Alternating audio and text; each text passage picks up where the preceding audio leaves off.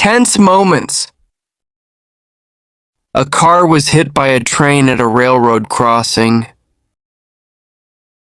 The car was seen being hit by another car behind it, pushing it and stopping in the middle of the railroad tracks. Bam! The train was traveling at high speed and hit the car mercilessly. Fortunately, there were no fatalities in this incident.